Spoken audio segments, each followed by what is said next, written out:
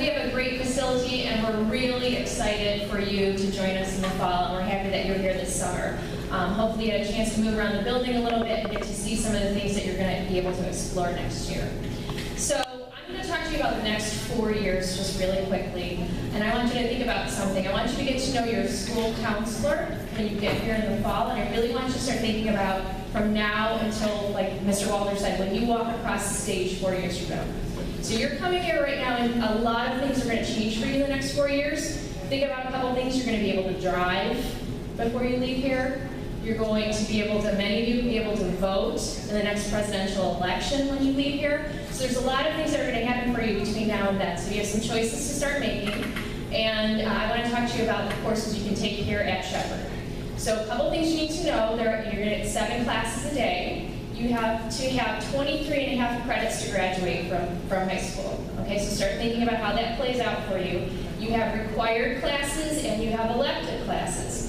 So the required classes are math. You need 3 years of math. English, you need 4 years of English. So I said math first because I'm a former math person. You need social studies, so 2.5 years of social studies, 2 years of science. You're going to have 4 years of PE, and included in that will be health and driver's ed.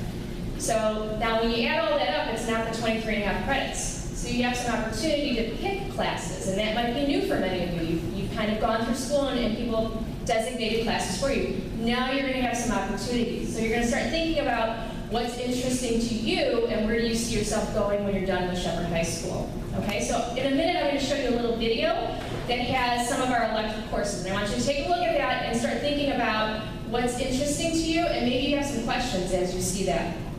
In our academic areas, we have opportunities for you to get some help.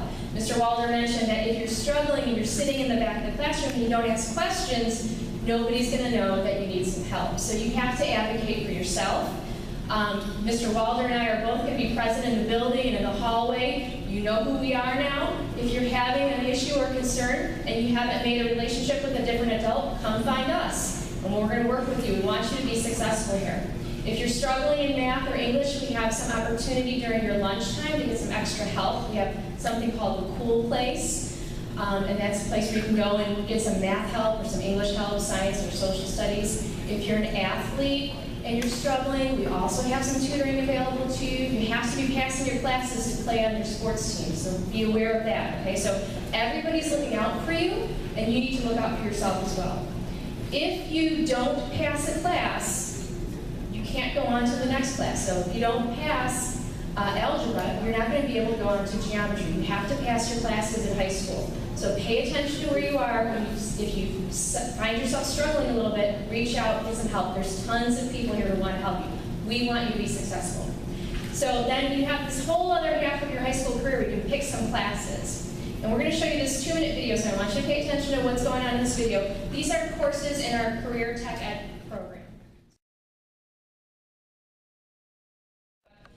You're getting iPads this year, so it's really exciting. We have a lot of technology. You guys are the pioneers on that.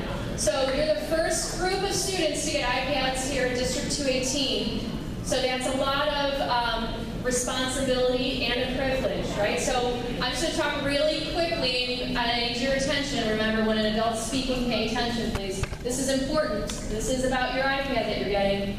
So you're going to be using those in all of your freshman courses. And with that comes responsibility.